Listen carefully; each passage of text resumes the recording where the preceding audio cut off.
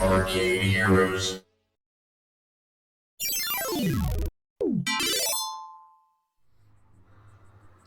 Greetings, it's Adam with ArcadeHeroes.com, and welcome to something that's sort of a rarity on this channel, and that's a review, particularly of something that's on consoles. However, it has a lot to do with arcades, and that's why I'm doing it here. Now, I did recently start a channel where I'll be focusing entirely on console stuff that I call Irata non grata, and I'll put a link in the description below if anybody's interested in following me there. I'm not sure how often I'll be able to post stuff, because my priority will obviously remain Arcade Heroes. But as you can see, I'm today going to be reviewing the Atari 50th Anniversary Collection, doing the Switch version. And this is also available on PC, PS4, and Xbox One. It was designed by Digital Eclipse, who is no stranger to Atari. Many years ago, they did the Atari Anthology, and there's the original Xbox version. I think it came out on PS2 as well, and PC. But that was a fantastic collection, and I believe that Anthology was the first time that any console had a compilation of Atari games like arcades and the Atari 2600. With the Atari 50th, as I will go through and review here, it has much more than arcades and just the Atari 2600. It has every single platform that Atari produced, excepting their 16-bit computer line, the ST, the TT, the Falcon. And so I did see some people complaining about that, but there is a reason why there isn't much there to that one. But before I get into reviewing this, I will get into some Atari history, and then I'll focus a bit on the arcades. Now, of course, because Atari started as an arcade company, its legacy of arcades, of coin-op, went all the way into the Jaguar, and so that always played a huge role, and so that's where it also fits. But I will cover the console stuff too if anybody's interested, and of course in the description below you'll see the timestamps in case you want to skip ahead to something. But first off, some history, because I know some people don't really follow the history of Atari, don't know all the reasons behind why some games are there, some games are not. And so Atari was founded in 1972 by Nolan Bushnell and Ted Dabney. Ted Dabney was forced out soon after that. In 1976, Nolan Bushnell sold the company to Warner Communications, the same Warner Studios. It's Warner Brothers, Looney Tunes, all that stuff. And Warner's resources were able to take the company to new heights, and created things where you had like the Atari 2600 was under them, and some of their biggest arcade hits was also produced under them. But some people may look at this compilation and be wondering, well, where's Paperboy? Where's Marble Madness? Where's Primal Rage, San Francisco Rush, Area 51, and so on? So what happened in 1984, thanks to a series of boneheaded decisions from Atari management as well as Warner management, Warner particularly were the ones that came up with the $20 million for ET license that really damaged the company and the brand, and essentially helped trigger the crash of 1983 that affected video games across the board, not just Atari. But because of that crash and Atari losing millions of dollars a day, Atari eventually decided to sell the company, and they found a guy who had just been kicked out of his own company, Commodore. His name is Jack Tramiel. He founded Commodore Computer and was responsible for the Commodore 64, a very popular home computer.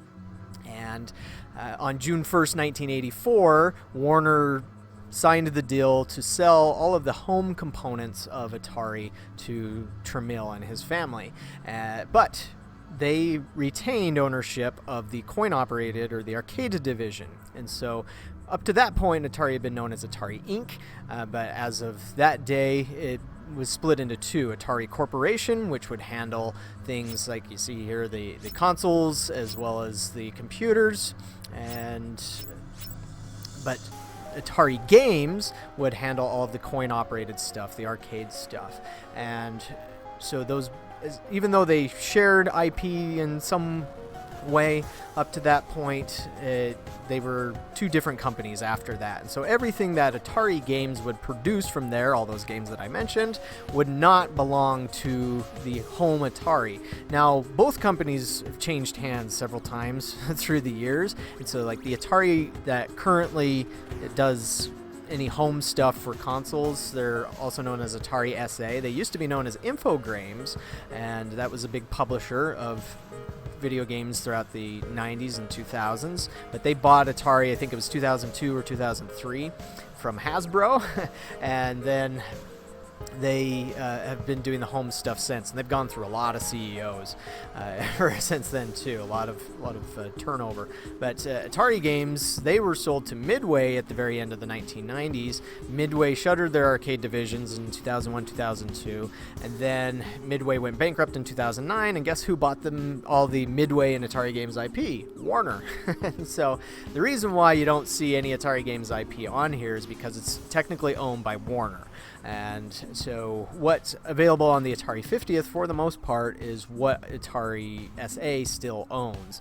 And even then, they've sold some of their IPs over the years. Back in 2012, they sold Battlezone to Rebellion, who did create an awesome remake of Battlezone that was available for VR at first, and then was on consoles like the Switch. I actually have that version. Maybe one day I should do a video of that on my other channel. But yeah, so that's why you don't have that game. And there are some other games too for the other consoles that are on this compilation. You might be wondering, well, where's this? Where's that? It's all down to licensing because Atari SA does not own it. But for what is here, I think this is a fantastic compilation. I think it's the best Atari compilation that's ever been produced. Now, granted, I have not played all of the flashback consoles, which are essentially those types of Atari compilations. The last one that I have is the Flashback 2, but that one was really good as well. But the flashbacks have generally focused, kind of like the Atari Anthology that I showed here, just on the arcades and just on the Atari 2600. But as mentioned, this one does have games from their other systems, and many people may not even know about Atari's other systems. But in case you want to really dive into the history, that's one very fantastic thing about Atari 50th. As you've seen here, they have tons of history, and they get to the beginning, they talk about computer space, they have these videos that have interviews with people who were there, and little trivia bites, rare videos, and they actually interview Eugene Jarvis in this a few times. He's in a few of the videos. Flyers from the arcade versions, photos. And so if you actually go through and look at every single one, once you back out, it'll do a little sparkly bling thing, and eventually it'll say how much of it you've explored, but you have to look and watch every single thing to explore it. If you explore 100% of all of these sections, then it'll unlock an Atari 2600 game. I can't remember which one. I already did it, but I think it was Basic Math or something like that. Nothing too exciting. But for an Atari fan like myself, just very quick background, I grew up as a kid playing Atari at my friend's house. He had an Atari 2600 and an Atari 800 XL. He was my best friend for years, and we would always play video games together. Eventually, I got my hands on an Atari 2600, but I was like 7 or 8 or something. Funny enough, where I'm standing right now, at that time was a KB toy store. So this is currently my arcade in West Valley City, Utah. But this front desk, where now it's just a TV that I haven't turned on yet, this used to be a wall full of video games. And I remember standing as a kid right there. The desk was different. We installed a new desk, but when we got here, it had a very 80s looking desk, and I think it was the exact same one. But I remember standing right there and looking up at the wall when my parents came in they finally acceded to my demands to get an Atari, and they got the Atari 2600 Junior, which I think was $50 at the time. But the guy behind the desk here said you can pick 2 games, and I remember picking Asteroids, but I can't remember what else I picked. It might have been Donkey Kong Jr. But for the longest time as a kid, I had no idea that a lot of those games were arcade games first. Like, I didn't know that Pac-Man was an arcade game for the longest time, or Asteroids, or Donkey Kong Jr., etc. Eventually I learned and got my head right.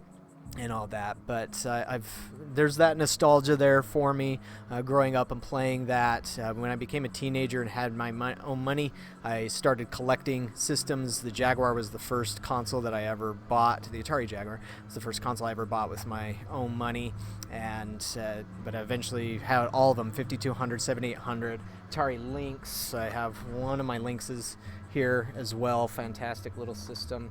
I have an Atari ST, Atari 400, or sorry, not a 400, an 800 XL, an XEGS, and of course, being an arcade operator, I've owned many Atari arcade games over the years. I just sold, this is kind of painful, I just sold an Atari Warlords cocktail cabinet, which are very rare, but it just never was doing well. It was broken.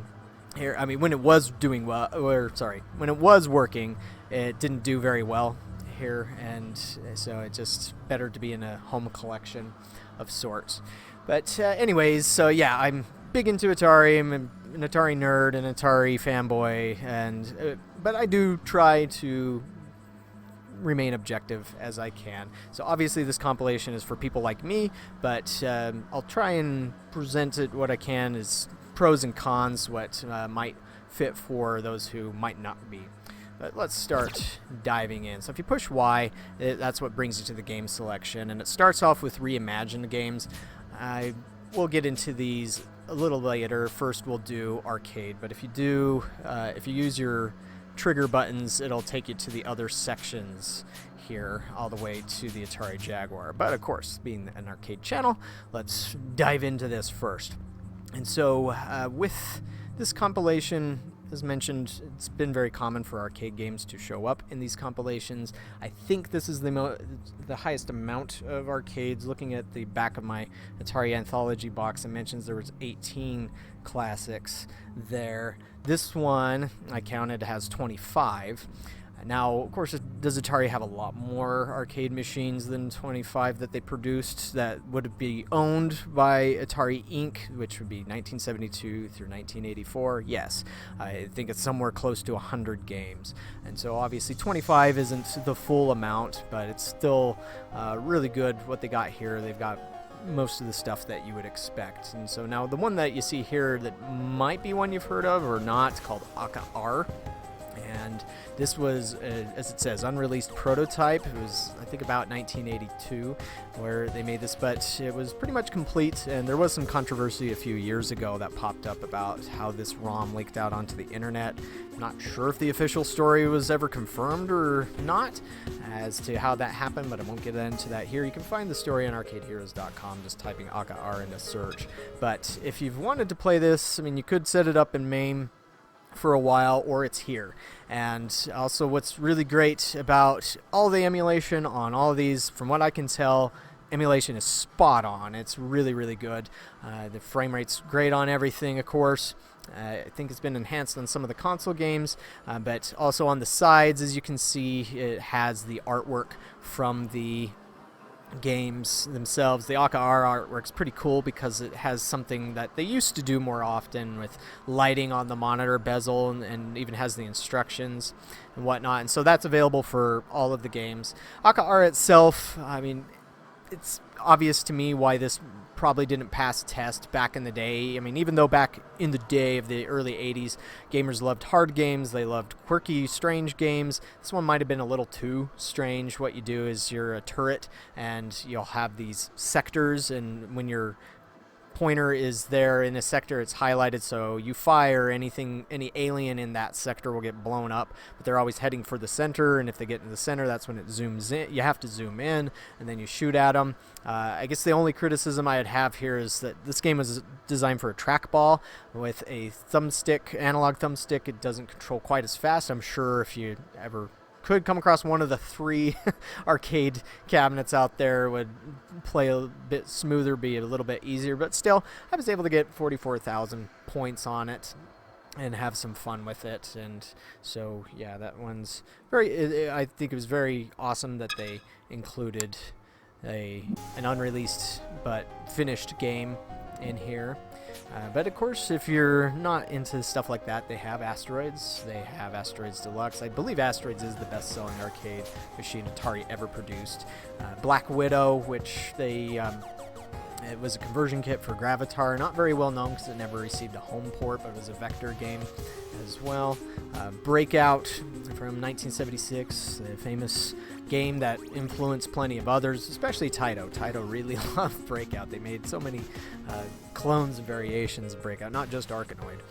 Centipede, the second best-selling Atari arcade game of all time, is on here. Cloak and Dagger is one that's probably not too well known. I recently picked up a special release of the Cloak and Dagger movie in 4K from, I think, Vinegar Syndrome, but a very cool box there, and the game in the movie, they show it playing on an Atari 5200, but it's actually the arcade version.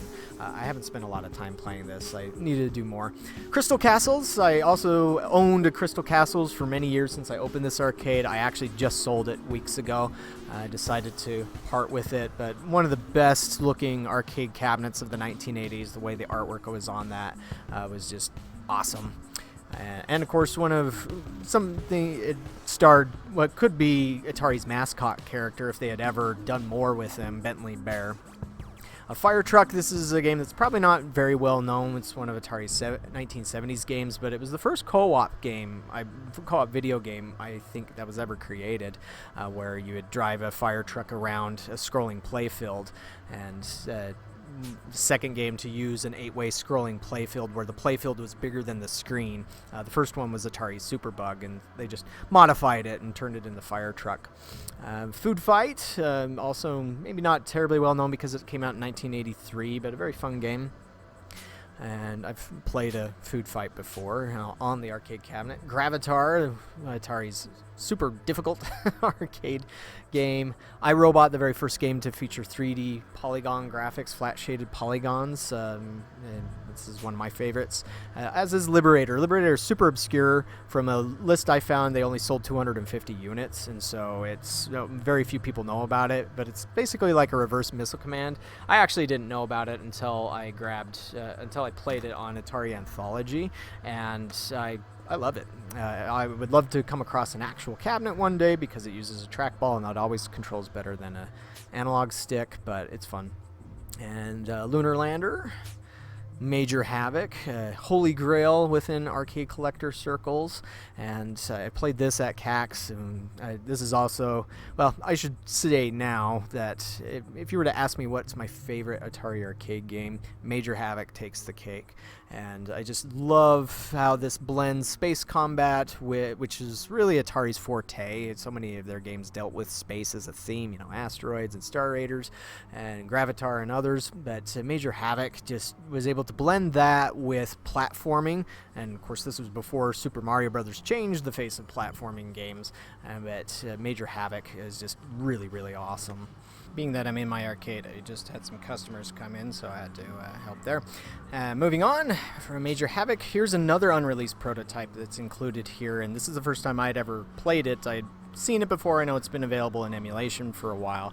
This is Maze Invaders, and this is created by Ed Logg. He's the guy behind Asteroids and Centipede, as a co-creator on those, although I'd say principal designer really, and he stayed with Atari games, and was also the guy behind Gauntlet and so many other Atari hits. But this is one that just didn't pass test, as it was kind of like, I guess, a little bit of Venture, a little bit of Berserk, but you're just this guy from a top-down view, go around these dynamic mazes shooting things and collecting fruit, and you want to collect all the fruit that you can and then move on to the next maze room or something. And so it's interesting and fun, but I can also understand why it didn't exactly pass the test. But maybe if it had, perhaps this blue ball guy would have been an Atari mascot, but yeah, you can play it there. I guess while I'm here, I should also mention they recently did an update where they added dip switch settings for all the arcade games, and so you can go in here and change it from the defaults as you like, whether difficulty or lives or whatnot. And of course, you can also adjust if you want the TV filter on or off. I have it on the defaults, just leave it there. But that's Maze Invaders available if you want to check it out. The sequel to Centipede, which was first called Centipede Deluxe, Millipede, is on here. Also a great cabinet, released about the same time as, well, okay, no, before 2 years before Crystal Castle, so never mind what I was saying there. Missile Command, I mean, personally I've never been a huge fan of Missile Command, although I guess that's because my view on it was tainted by the Atari 2600 version, which I just didn't care for too much, but arcade version has plenty of fans. The original Pong is on here from 1972, and also pretty good I mean, it's not really emulation. This is one reason why a lot of games from the 70s are not on here, is because they weren't ROMs. They didn't work with CPUs. They used logic chips, and so emulating them, I think, correct me if I'm wrong, but my understanding is that developers have to essentially recreate these games, and making sure that everything is exact is difficult. But you got Pong here if you want to play that. Great 2-player game, a classic as well. What dip switch settings are there for Pong? Oh, it has a color mode. Interesting. That's cool. Interesting. So yeah, check out the dip switch settings on all these. I hadn't done that on Pong yet.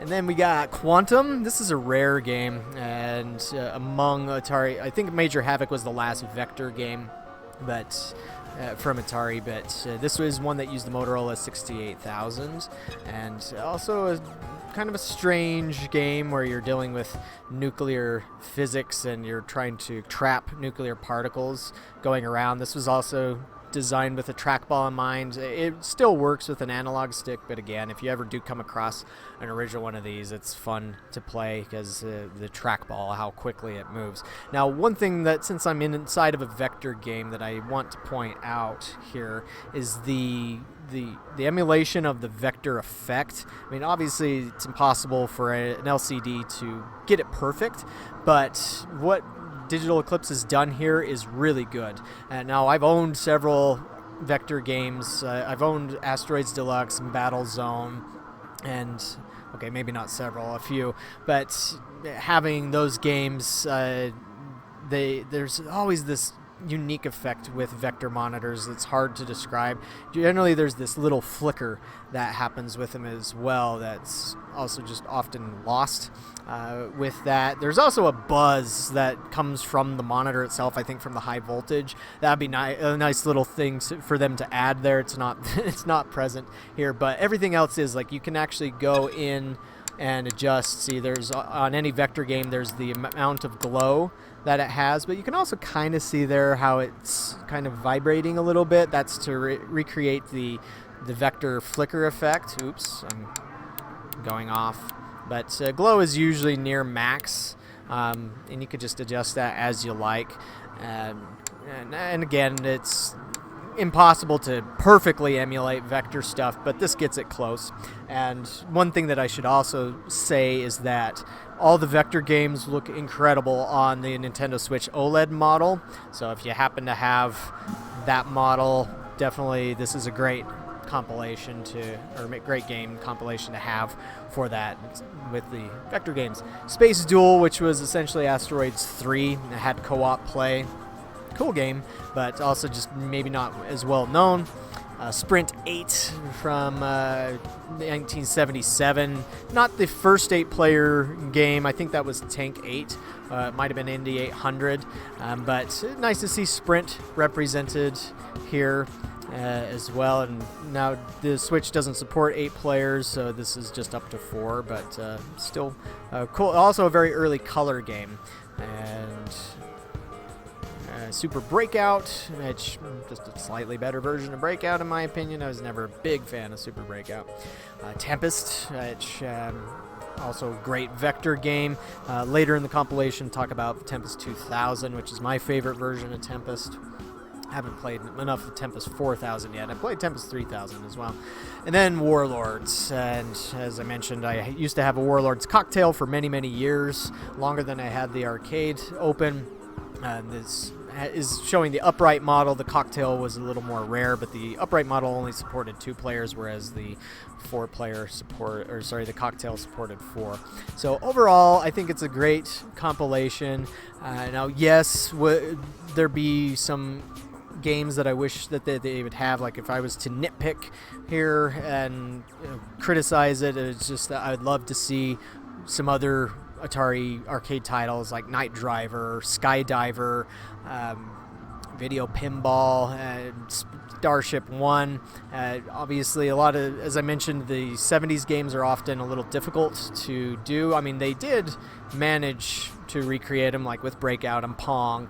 It's just, I don't know how much time and money and effort it would take to recreate a lot of those, but it'd be cool to see super rare games like Gotcha as well on one of these compilations. So maybe one day in the future there will be either a DLC for this or another Atari arcade compilation that could get all of them on there, and maybe a few other prototypes that were close to finished.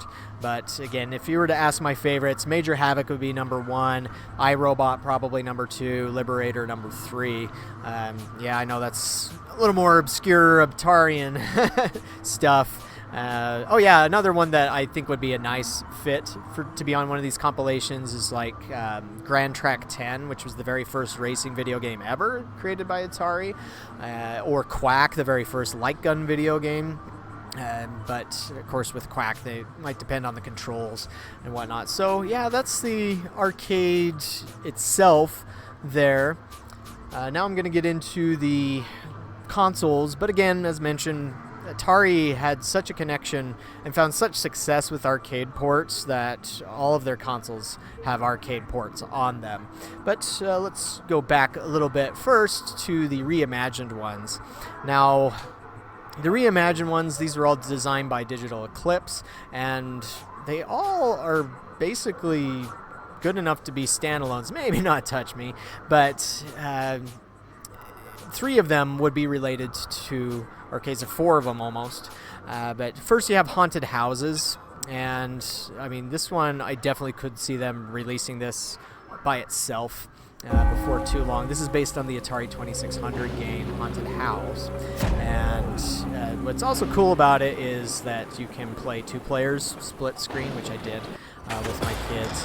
But you control the eyes, go around a house. It kind of has voxel style graphics and gives you tips and stuff. It makes use of the different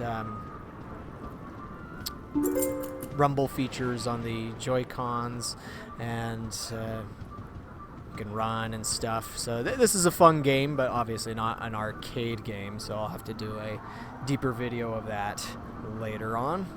Next up is Neo Breakout. Now, Atari has remade Breakout many times over the years. There was Breakout 2000 on the Atari Jaguar.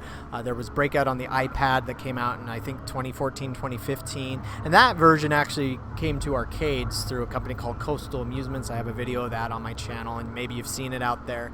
But this Breakout, out of all the Breakouts that I've played, it's the best. I enjoy this one the most, as it has these different style waves, maybe a little bit like Arkanoid, but you play Breakout. But what's really interesting is if the ball hits the top of the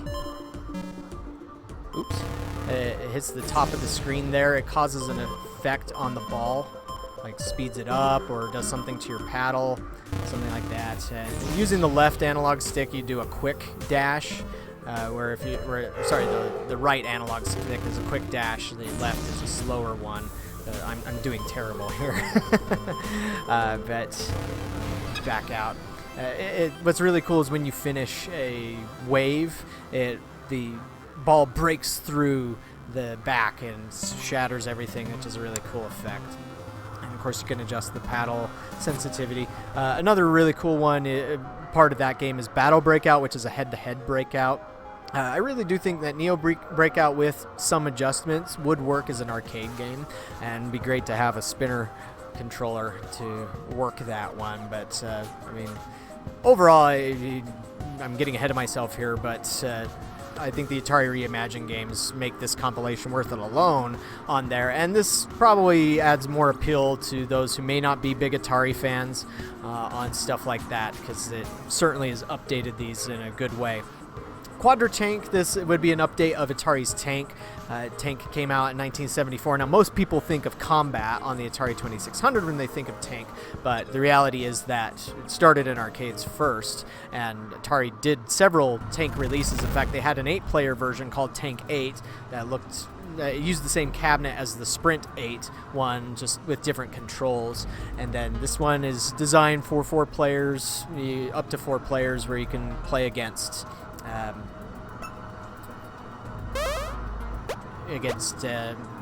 AI tanks, and you can change the terrain, just ice and normal. You can do teams. There's a capture the flag mode. The only complaint I had about this is the controls were a little bit confusing, in part because you can change them on the fly just by pushing a button. And so I wouldn't mind, maybe I just didn't pay attention to where it's at. Or I guess I should read the instruction manual. I don't think I did that on this one. I just tried to do the typical Atari thing of pick it up and play, but you do need to read the instructions as to the controls to better get that one. But if you like Tank or Combat, this is a great remake of that. And I know by playing this one is how you unlock one of the hidden Atari 2600 games. Speaking of the 2600, here's Sword Quest Air World. The Sword Quest series is famous, maybe infamous, depending on your perspective, where it was designed as a sequel to Adventure on the Atari 2600, and they did a contest with each release. They started with Earth World, then they did Fire World, then they did Water World, and then they were going to do Air World, and with each one there would be this contest, this nationwide one, where if you figured out the puzzle, then you would come to, I think, to California and then play in this other tournament, and whoever won that would win this very valuable prize. Like, they had an actual crown, they had a Philosopher's Stone. I think that might have been the prize for Air World. I can't remember all the specifics on the prizes, but people did actually win them. But this Air World never got... I don't even know if it got started. I think it was just like design documents. I don't know if any code had ever been done for it, but the Digital Eclipse worked with Todd Fry, or at least with his concepts of what Sword Quest Air World was going to be, and created this. And so if you ever wanted to know what Air World would be like again, this one probably... Well, okay, I just had said that the reimagined games appeal to the casual one. This one probably wouldn't. But if you're a big Atari fan, then there you go. And there's an enhanced mode on. I hadn't realized that. I was never a huge fan of the Sword Quest series, in part because I never had the comic books that you needed to really understand where the hints were. This one has an instruction manual that gives you those hints. But if you like kind of adventure but more puzzle gaming, this is the way to go. Touch Me. Now, this was a handheld that Atari released, which was basically like Simon Says, Simon being more popular. However, this one is related to arcades in that in 1974, Atari did release Touch Me. That's where that first came from. But I don't know how common it is. It's super rare. If they produced many of them, I just don't know how many they produced. But again, it's basically like Simon Says, and this brings the handheld, the LED handheld to life. Then we have Vctr Sctr, which this was in an arcade cabinet at California Extreme this last year. And I was talking with somebody on Atari Age where they were thinking that this would make a great arcade release. Personally, as an arcade operator, I just don't see it because, in part, of how difficult some of these concepts are. Like, I mean, how to play isn't difficult, but where in my arcade, where I see casual people come through every day, I have people who have trouble sometimes knowing how a racing game works. Like, doing the asteroids part isn't difficult, but I just don't know how people might handle the next part that'll come right after this. That's Lunar Lander. And Lunar Lander is not the type of game that works for people these days. I mean, one thing I like about the reimagined ones, like this, as well as Haunted Houses, is how every time you play, there are certain elements that change, that are randomized. So like every time you play this, the space, the placement, and the values of the landing spots are different, and so it's usually actually 5x, not the 3 that I'm seeing here. But yeah, like this portion here, like I make it look easy, I guess. But for a casual person that comes in who barely knows how to play a lot of the games that I already have, that they don't get to read, this might be just too difficult. Yeah, on this section, I always get to use the shield. This is almost like Battlezone, even though Atari doesn't own the rights to Battlezone anymore. The look of it is essentially like Battlezone meets a little bit of Galaga. And this is fun. But I do enjoy Vector Sector. I think it's a great love letter to Atari Vector games of the past. It also has Tempest Variation in it, which I guess since I'm here anyways, I might as well go all the way and see if I can show that to you. I also like how the HD rumble works on this part. It's nice. Now I become Claw from Tempest.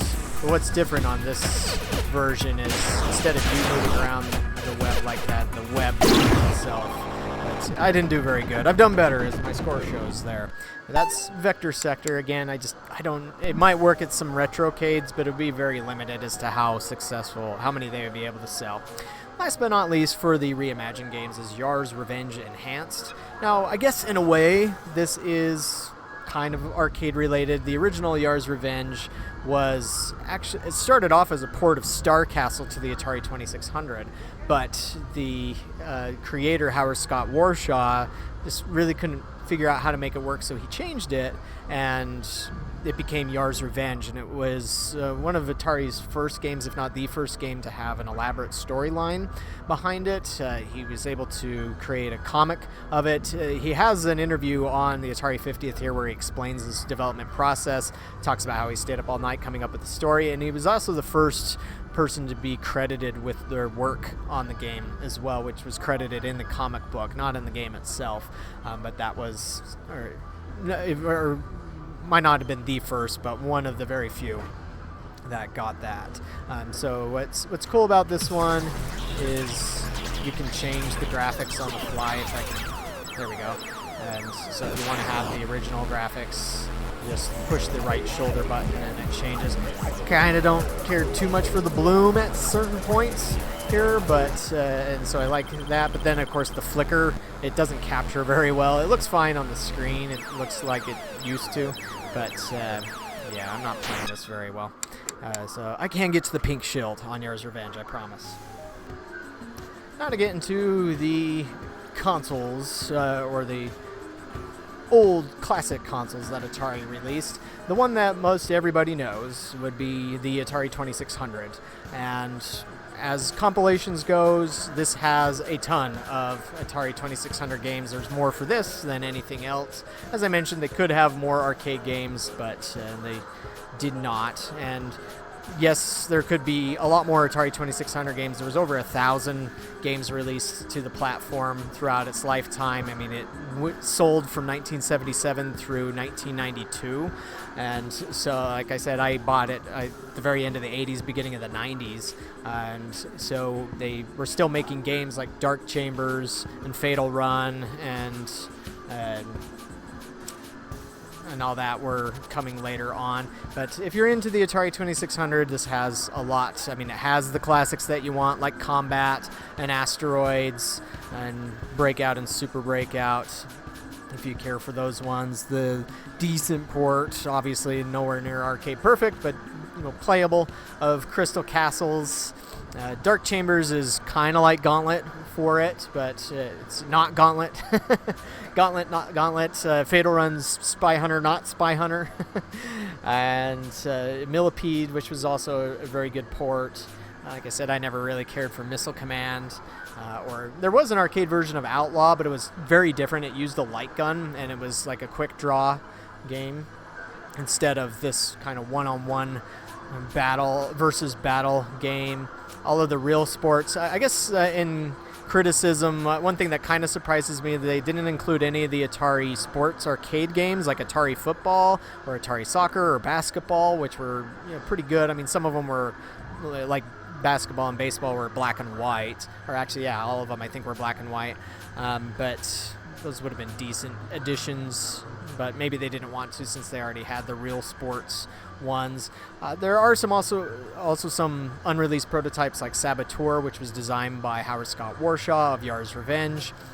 Ones that you might not have heard of because they were late releases like Secret Quest. It was essentially The Legend of Zelda for the Atari 2600, but it was released in 1989. I think it was the last official release for the Atari 2600. Or Solaris, which, Solaris is a fantastic game. It's by the guy who did Star Raiders, and just the graphics on this one, you wouldn't expect it from the Atari 2600, and that's what's always fantastic about this console is just what it was able to do, how far they were able to push it, and do things for it are just insane. And Solaris is one of my favorites. I didn't know about this one back in the day. I wish I had. Or if it was on the wall here when I was picking my Atari 2600, that I'd known about it. I didn't, just because my friend didn't have it. And I didn't get game magazines at that time to know about it. So I would have grabbed that because I would have loved this one. All right. But overall, I think there's plenty here to satisfy those who are fans of the 2600. As I said, the reason why you're not going to have other stuff that you might associate the 2600 with, like Space Invaders or Pitfall 2 or River Raid and so on, is because of licensing. Those aren't Atari games. And that also has an effect on the other consoles. So like you had the Atari 5200 SuperSystem, which was released in 1982, and there's a very interesting video on this which explains why it was such a debacle. This was basically a flop of a console, and it had to do with Atari's marketing department. They just made all these boneheaded decisions. Like they demanded no backwards compatibility at first, but then they changed their mind like a month before release, and they're like, we can't fix this in time. And then also just with the decisions on the joystick just were bad. But that said, the joystick was innovative. It was an analog stick. It had a pause, it had a reset button on it, 2 fire buttons. It's just it had the foam pad on it and wasn't very comfortable to use. And the analog stick was non-centering, which is one reason why it's hated so much. But one other problem with the 5200, because of its relatively short lifespan, is it didn't have an enormous game library.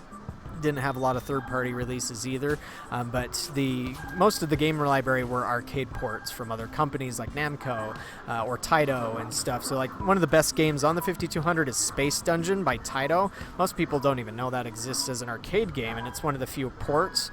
But because it's a Taito game, it's not on here, and so the 5200 only has 5 games to choose from here, and 3 of them are arcade ports, and so you can go and play the arcade version on the same compilation, or you can play the unreleased prototype here that was complete, or Missile Command. Although the weirdest thing to me, one of the biggest parts of the debacle of the 5200 was the packing game was Super Breakout. Breakout just was a very poor choice for a packing game. To me, one of the worst possible choices they could have done. Now, the best thing about the 5200 compilation or selection is this, Star Raiders. And what's really cool here is that Digital Eclipse enhanced it. I think you can turn that. Oh no, it's just, oh yeah, game mode, enhanced mode. But if you want to experience Star Raiders in a new, interesting way, you use the left thumbstick in place of the numerical keypad that they had, but then you can do this, and I kind of forget some of the, not the rear view, forgetting some of my things. There we go. Forgetting my controls, computer tracking, shields. But Star Raiders has always been one of my absolute favorite games that Atari ever created. I think it's kind of surprising that they never created a version for the Atari 7800. They were working on one for the Atari Jaguar, Star Raiders 2000, but I don't think that's ever been discovered, although there was a homebrew game called Battlesphere, which fit with that. But anyways, I love Star Raiders, and this enhanced version here is really cool. It just takes a little getting used to the controls on here to get everything figured out, but yeah, just fantastic port. The best port of Star Raiders I've ever seen. And so I guess in a way I'm almost a little bit surprised that they didn't include the Star Raiders from the Atari ST on here, although that was a very different beast. It wasn't the killer app that Star Raiders was for the 5200 or the Atari 400 computer. And then we get to the Atari 7800, which so the 5200 was a disaster and didn't sell as well as they wanted it to, or as they needed it to, and so Atari started working with the General Computing Corporation, GCC, in 1983 or so on designing a new console that would address the problems of the 5200. It had backwards compatibility with the 2600. It ditched the very complicated controllers, and it was much more powerful than the Atari computer line. It still used a 6502 processor. That's the interesting thing about all of the Atari game consoles from the 80s used the 6502. 5200, 7800, Lynx used a variation of that, the XEGS. But it had a interesting and powerful graphics processor, and so really it's comparable to the NES as far as power goes. Just the 7800 could do more color. It had trouble with higher resolutions like the NES would generally do, so some of the times the games were lower resolution, but it could do more color, and it had less flicker. It could handle sprites better. But again, the same problem with the 7800 as you find with their other systems, just not a huge selection, but as somebody who's, to me, the 7800 is the best, possibly, yeah, it's the best of the Atari home consoles. I'm also thinking of the Lynx here, but that, I guess, wouldn't technically be a home console, it's a handheld. But of the 80s, because it's an Atari 2600 as well as the 7800, but the overall library only had somewhere around 60 games released for it. Again, most of them not Atari owned, but it has a great port of Asteroids. It has Basketball, which is a game I never really cared for. It's like street basketball, but kind of a beat 'em up. It's kind of awkward in how it plays. Centipede port. What's really fantastic about this and the Asteroids ports is that they included team play modes, and so you can play these co-op. And like my kids, if I ever can convince them to play Atari with me, they'll usually want to play Centipede. Just because Centipede or this Dark Chambers, just because of the co-op play modes, and so it's a lot of fun and nailed the porting pretty well. Fatal Run also on the 7800, just better graphics and a more elaborate ending than what the Atari 2600 offered. And then one of the quirkiest legendary games that what came out of the 1980s is Ninja Golf, and I discovered this before it became almost a meme on the internet. I can't remember, there was a website that went into a full-bore love of this game, but this came out in 1990, and it's golf, but it's also a beat 'em up. I mean, the golf aspect is pretty basic. You have to time that dot there, but then you go through and fight guys. I have to remember my controls here, but quirky game. The only thing I would complain about on it is that the fighting is just kind of janky. Like, the guys just kind of run up to you and you punch or hit them. I mean, you can throw shurikens and stuff, but especially on the later levels when it gets tougher, you just kind of get pummeled a lot, and so it's yeah, they could have used a little bit more polish in that regard. But this, to me, Atari should have used this ninja as kind of a mascot character, like call him 9 Iron Ninja or something like that. and yeah, but and also when you go into different areas of the map, it would change the back. But this is a fun, quirky game, and as you can also see, no flicker. That's a nice thing about it. Lots of use of color. Could probably done even more than that that they show there with those gophers, and yeah, and maybe a little bit more polish on the when you reach the green, the putting green is because the end of every single level is the exact same thing. You just throw shurikens at this floating fireball spitting dragon, and once you pummel him enough, you move on to the next one. And it's like they should have done something a little bit more with that, but still, this was a great Atari 7800 game, and just that on there might also make this compilation worth it. And then last but not least for the 7800 was Scrapyard Dog.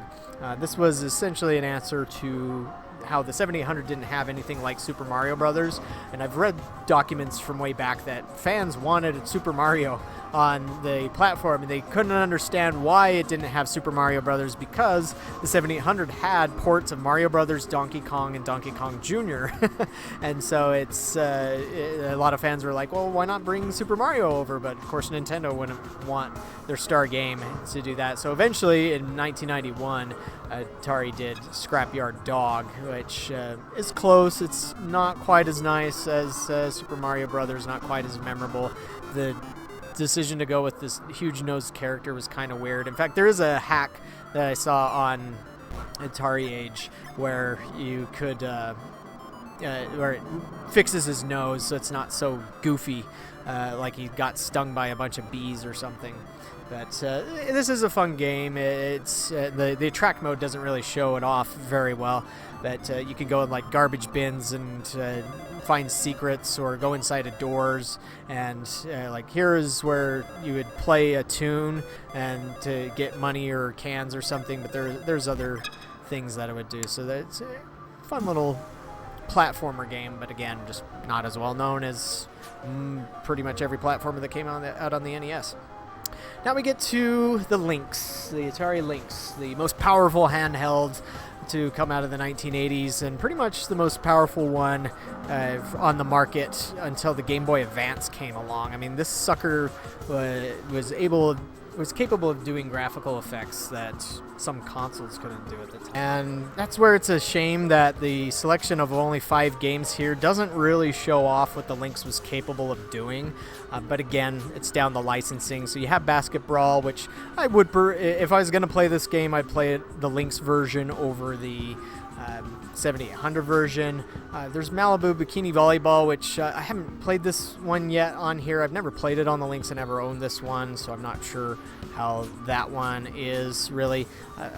The Lynx port of Scrapyard Dog, which I also hadn't played until I came across this. From what little I've played, it is better than the 7800, which isn't a surprise. But it's not the only platformer that was on the Lynx. And so I guess I just kind of overlooked it. The very last Lynx release, which came out in 1995, Super Asteroids and Missile Command, which I also hadn't played. That's what's funny is I don't own 4 of these 5 games for my Lynx, but I have a pretty decent Lynx collection. I have somewhere around 40 games. Just for some reason missed out on all these. And then Turbo Sub, which is an interesting, almost arcade-like game. It's just don't judge the Lynx based on what's here. I could say that of the other Atari consoles on here is there are some awesome games for it, like Slime World and Blue Lightning, Electro Cop, Gates of Zendikon, Zarlor Mercenary, Alpine Games, which is a homebrew. Shadow the Beast had a really good port on this. The game itself was kind of but I mean, there's Warbirds. There's just a lot of games that the Lynx had that were really, really good. And it was a really kind of a portable arcade machine. It had a ton of arcade ports. It had Rampart and Rampage and now my mind's going blank, of course. The Asteroids and Missile Command as well. There was a Centipede in development for it, but I think that came out much later after it was dead on the market. but it had Raid in, also kind of the same thing as Centipede there, but there were other official releases. Xenophobe. Xenophobe port was really cool, and it could also link up to 8 units together, and so if you're interested in the Lynx, check it out. It's really, really good. We're almost done. Now we're the way that this is organized, it has the Atari 800, it says, near the end, although the Atari computers that were the Atari 400, the 800, and such were actually first released in 1979, and they were fairly successful. And I remember that friend that I played the Atari 2600 with, he had an Atari 800 XL. I later got one because I loved the games on that, and the graphics and whatnot.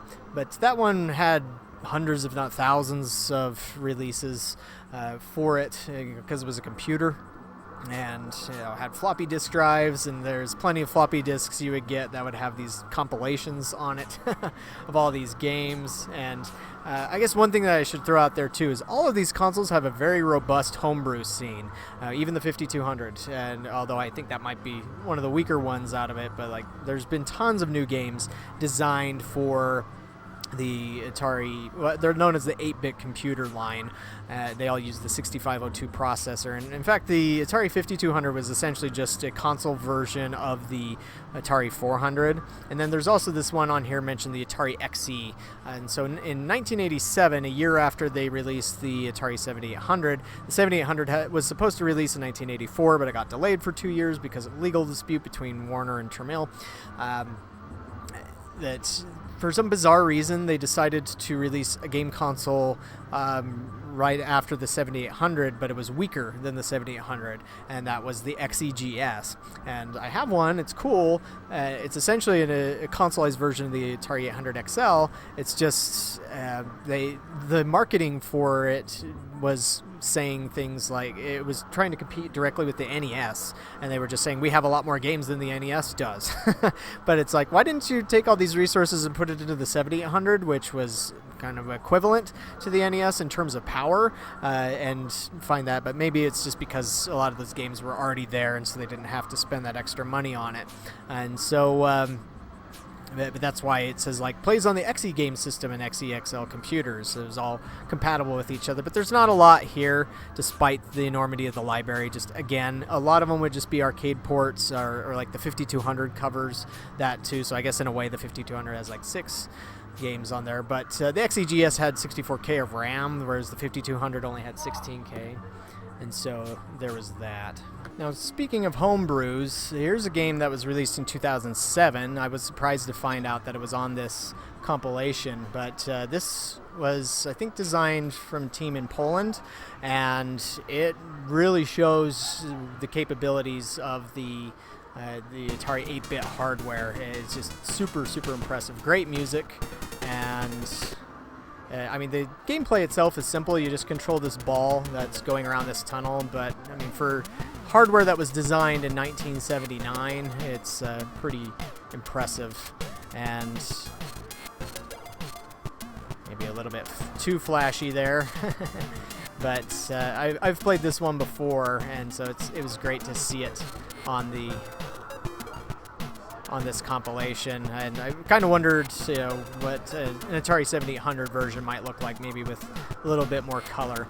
But so yeah, speaking of homebrews, there's quite a lot of them out there if you get into emulation or SD cards and such that allow you to play this stuff on real hardware in case it doesn't get a physical release.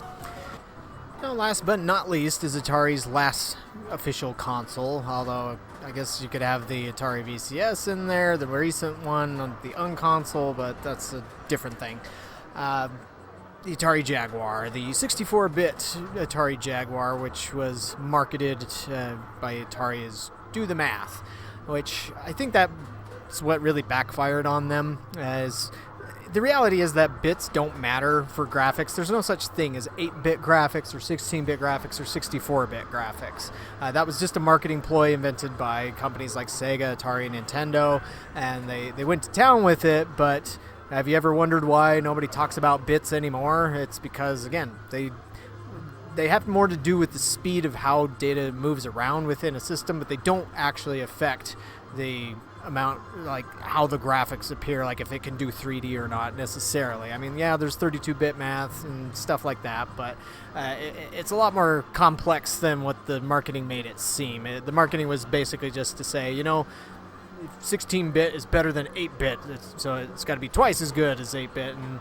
Atari took that sort of marketing that Sega was doing on the Genesis, because Sega was doing that to make it show how the Genesis was better than the NES, but Atari was like, well, 64-bit is 4 times better. Now, yes, the Jaguar did have 64-bit components like RAM, and it had 2 of its chips, particularly the ones that dealt with drawing the screen, were 64-bit, but it also had 32-bit components and all that. But again, I think it was a big mistake for them to focus so much on that, because when the Saturn and the PlayStation came out, then that's what pulled the rug out from under it, because then those systems which were designed more for 3D stuff showed better graphics. Then people were like, well, that's not really 64-bit then. But anyways, the Jaguar also has had a bad rap with its games, and it did have some games which weren't great, such as Club Drive, which is sometimes lovingly referred to in the Jag community as Club Drivel, or Dino Dudes is okay, but it didn't seem like a game that you would expect a 64-bit system to come out on. Again, just the marketing shouldn't have been focused on that. Or Trevor McFern, The Crescent Galaxy, it's a scrolling shoot 'em up, but I mean, I would say it's C grade at best. It needed a lot more polish. I mean, it looked nice at the time. In fact, Game Magazine reviews gave it high marks on its graphics. It's just, again, the gameplay it needed work. But for some of the decent games, you had like Atari Karts. This came out in 1995. I was always a little bit bothered by this one just because the only thing Atari about it was the inclusion of Bentley Bear. Let's see if I can get to the screen here. I'm not going to play it, but like if you look at the character selection, there are locked characters that you have to play through the cups there's like 4 extra characters here, but the only one that actually is from Atari's past is Bentley Bear. That's it. And so that was the very odd thing. And I guess it mentions the Tempest Cup or Borregas Cup. Borregas Avenue is where Atari was headquartered at the time, but or at least back through the 80s and 90s. But I mean, it's a Super Mario Kart clone, and it looked better than Mario Kart, but the gameplay was essentially just that same kind of thing. And it was interesting how it would have depth, a little bit of height on the places here, and it's just that the themes of the tracks have nothing to do with Atari. They just seems like kind of generic, cute racer stuff. And like I said, if I didn't pick Bentley Bear and you just saw this game for the first time at random, not knowing what it was called, would you know that this is an Atari focused racer? No. So like personally, I would like to hack this ROM and change all of the characters except for Bentley here into actual Atari characters. Like I mentioned, the 9-Iron Ninja earlier, make him one, do Yar, do Oliver from Centipede, as there was a comic book for Centipede that came with the 2600 version that gave it some characterization, and there's some others that would be fitting. But I guess the only other problem with Atari Karts is sometimes your cart would get stuck on the sides, and when my kids play it, that often happens to them, so they get very frustrated with that. So that was something that needed to get fixed too. But that's what was weird about that one, is for a themed racer, only having one racer actually come from your history, and having none of the tracks come from Atari history. Like, they could have used the themes from the pinball machines in some of the tracks too, or Vector style tracks from Asteroids or Major Havoc and stuff like that, or kind of like what Vector Sector did.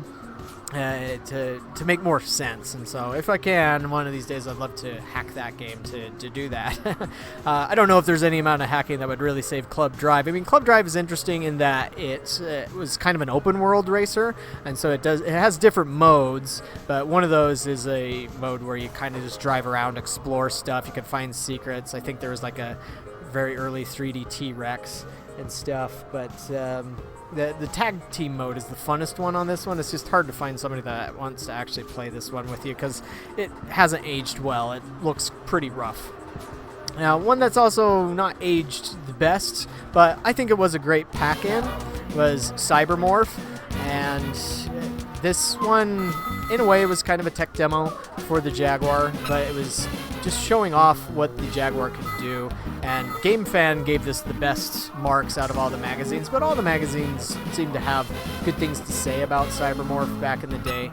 I mean, this was obviously influenced by Star Fox, but what was different about it from Star Fox and what they kind of showed was like, look, we can actually, this lets you go anywhere. I gotta remember the controls on this first, I guess. Oops, there's my targeting reticle. Okay, there we go. But I like the gameplay on this is not the greatest. It's collect these yellow pods on every single level except for boss fights. And once you collect the certain number of pods, then you get a portal to open. But what's kind of cool about it is there's no like timer, so you can just explore these weird garage shaded 3D worlds. Like I said, that's where it was smart of Atari to make this the pack-in, because it's like where Star Fox was an on-rails shooter, this one, it was off-rails, open world, go exploring, all that sort of stuff. And graphically too, it was able to show off some lighting effects. Like I always like to do this with the I think it's called the T-Griffin ship, where you could see how the lighting would change, and it had different views that you could go into, which it wasn't the first game to do that. And I don't know why they have a toggle music there. I mean, some of these are worthless, but still, it was a smart idea for... Oops, I keep pushing the wrong things. For a pack-in, because this really showed, it's like the competition has the on-rails 3D with the help of special chips, but ours doesn't need a special chip. Just out of the box, you got 3D here. Now, it wasn't texture mapping, of course, and like I said, the gameplay needed work. There was a sequel to this released for the Jaguar CD called Battle Morph. It's too bad that wasn't able to be on here, because the graphics were better, the gameplay was better, it actually had music in the levels, and very good music.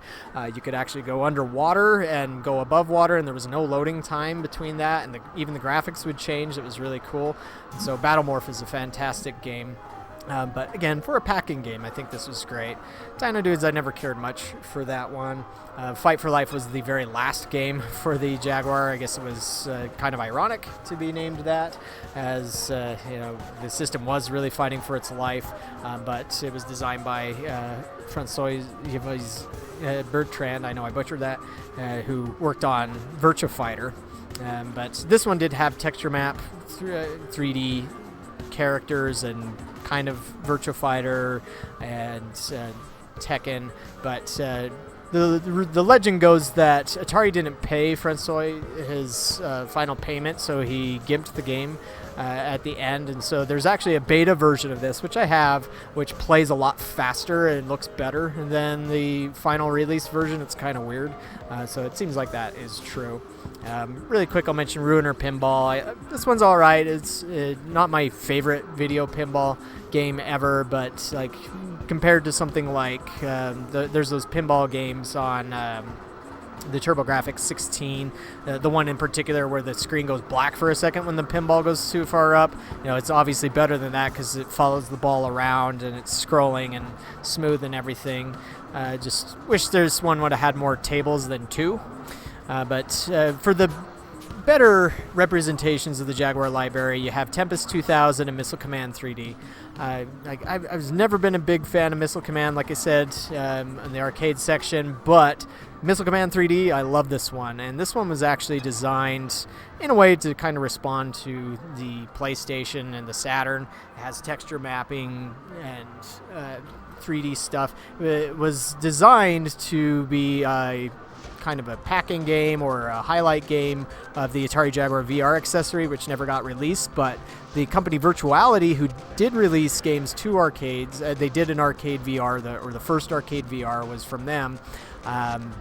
They worked on this, and so you can also play the original Missile Command on here if you want, or they had a 3D version of that, but Virtual is the one that is the way to go. And again, I always enjoyed this one. I'm kind of surprised Atari hasn't remade this for modern VR, because it actually works pretty well for that, and it would be easier to control than, say, with the thumbstick. Of course, the Jaguar, it did not have any sort of analog controller. It was a D-pad. But, of course, not everything in this is textured, but it does some stuff with lighting effects. And so, overall, this is a fun game. This is, again, the only version of Missile Command that I really enjoy. But the best of the best, and one of the best games on this compilation would be Tempest 2000. And they recently did an update that cranks the frame rate on this. I think the original shipped at 30 frames a second, but this now plays at 60. You can go into the menu here and change the performance to original if you want.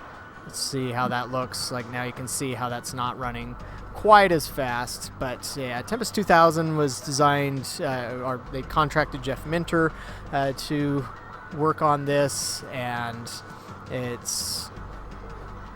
I thought I turned that off. Oh, I guess I didn't. Whatever.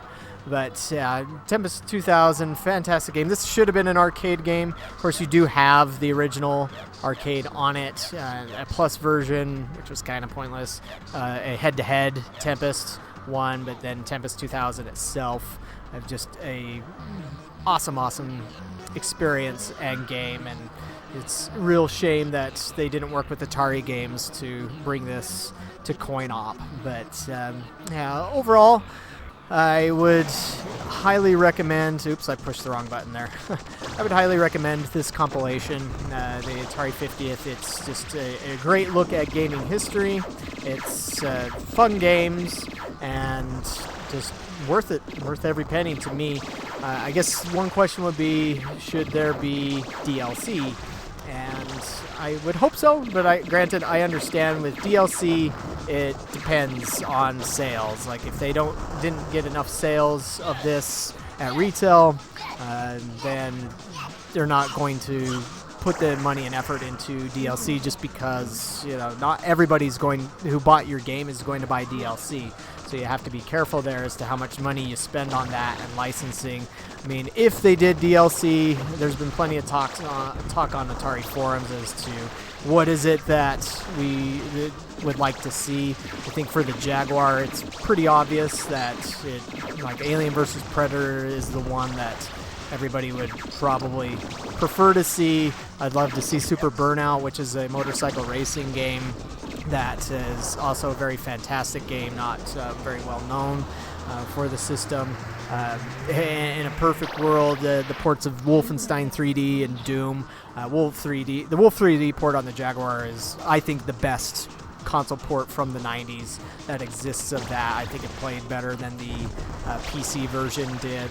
And it was designed by John Carmack anyways, so I guess you could say that it was, legit in that regard. But, yeah, it's some thought there. Like I said, I wouldn't mind some other arcade games and stuff from the 7800, maybe some homebrews. Maybe if they could warrant it, do a homebrew DLC, and then do an officially made game DLC, have them separate. But for me as an Atarian, yeah, I'd pay for them. I mean, unless they were $100 each, then no.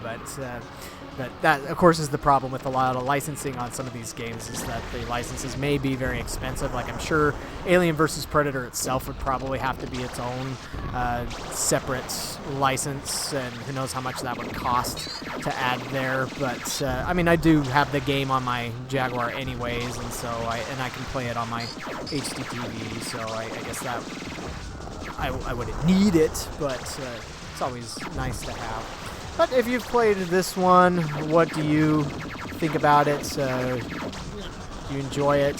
Has anything in my review convinced you to buy it? Has anything I've said convinced you not to buy it? I don't know. I mean, I would highly recommend this one. I mean, again, it's great for Atari fans, but I think it's also great for those who just are gaming fans in general, those who like arcade history. Don't let the reviews from the angry video game nerd affect you on whether it's the Jaguar or other things. I mean, yeah, every system has bad games, and the Jaguar has some included. I fully admit that, even though I am a Jag fanboy, and I understand that it's faults and whatnot, but the great games are great, just like Tempest 2000.